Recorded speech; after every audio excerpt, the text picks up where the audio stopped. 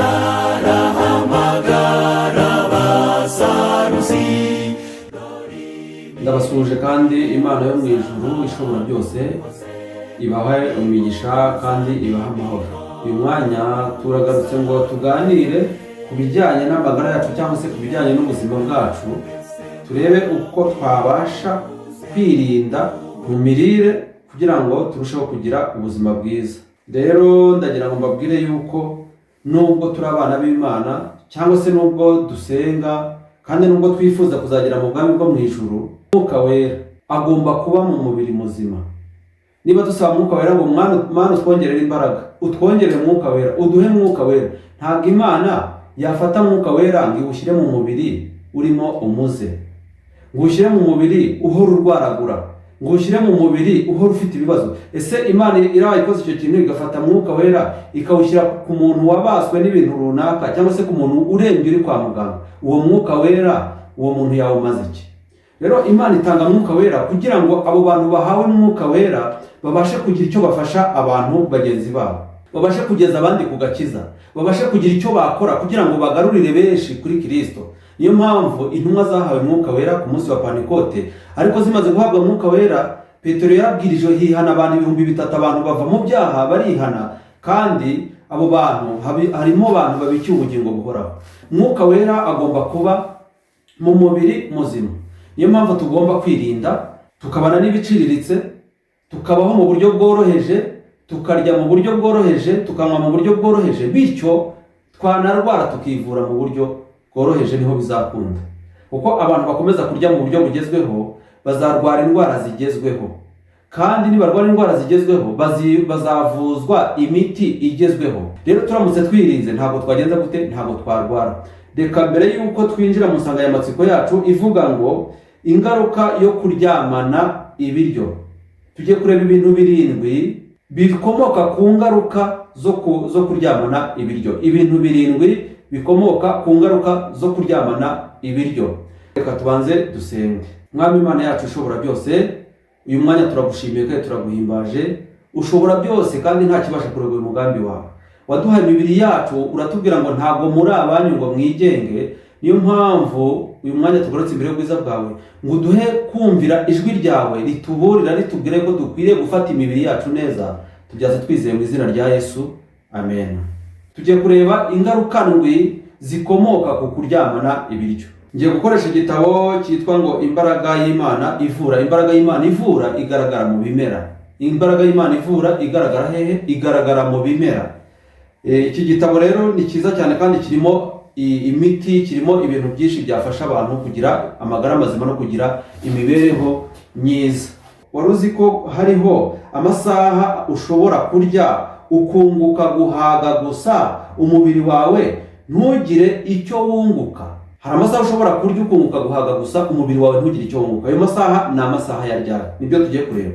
Niyo mpamvu mu gitabo cyitwa Kumenya kurya neza, urupapuro rwa 266 handitse ingaruka yo kuryama igifu kigifite umurimo. Kuryama igifu kigifite umurimo. Ubwo ni igihe cya nimugoroba. Igihe cya nimugoroba abantu mu mategeko agenga imirire, abantu babujijwe kuryama igifu kigifite akazi.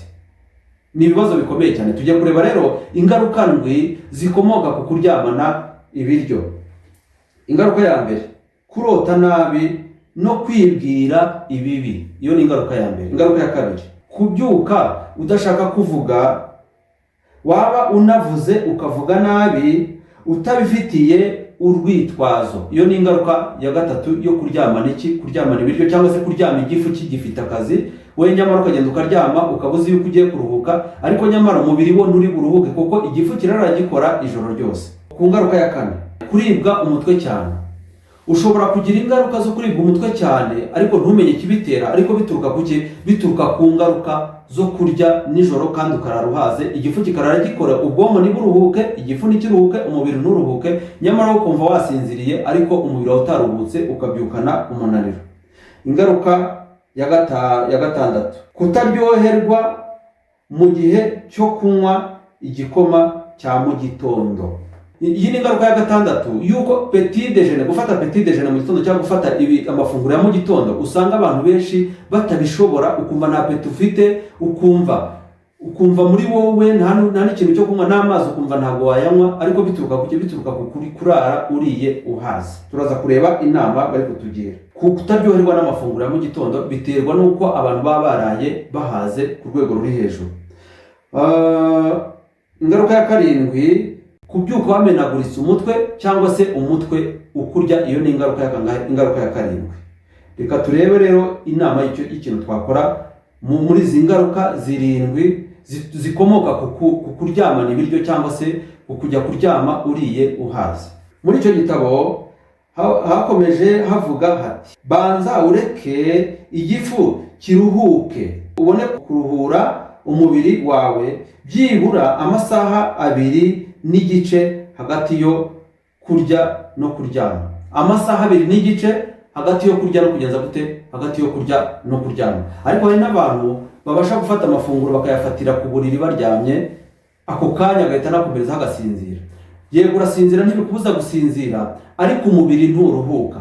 Rero umubiri wacu igomba kugira ubwonko bugatuza, ntibukore, umwijima ntukore, igifu ntigikore, umuntu akaruhuka. Uko niko kuruhuka kwemewe n'amategeko agenga imirire. Gahunda nziza yo kurya ni ukurya ugahaga mu gitondo. Gahunda nziza yo kurya ni ukurya mu gitondo kandi ukagenza gute, kandi ugahaga.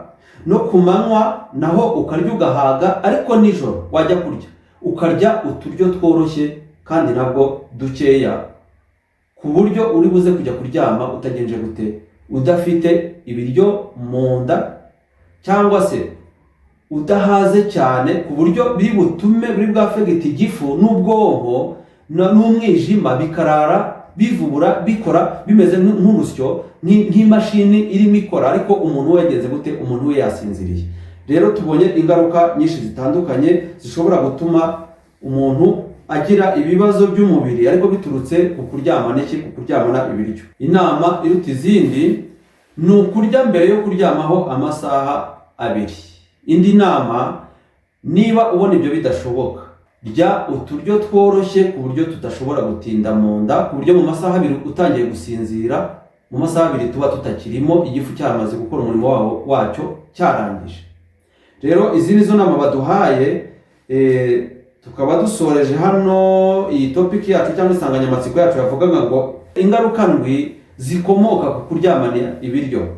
Rero ahangaha bigendana no kurya no kunywa, aho abantu akenshi bakunda kurya basomeza amazi. Kurya usomeza ibiryo amazi, hano batugira inama yuko dukwiriye kunywa amazi mbere yo kurya cyangwa se nyuma, isaha n'igice nyuma yo kurya cyangwa amasaha 2 urangije kurya ukaba aribwo unywa amazi.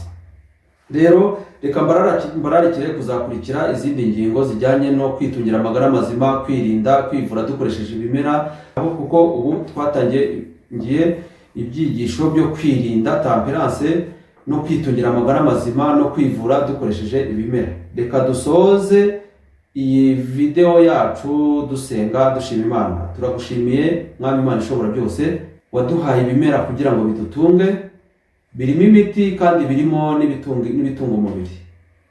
Duhe kubyizera no kubigenderamo. Uyu ni umucyo ugeze ku bugingo bwacu, duhe kubugenderamo kugira ngo duhishure n'umucyo ukurikiyeho. Tubyatse twizeye mu izina rya Yesu, amen. Isarura ry'isi riregereje, Yesu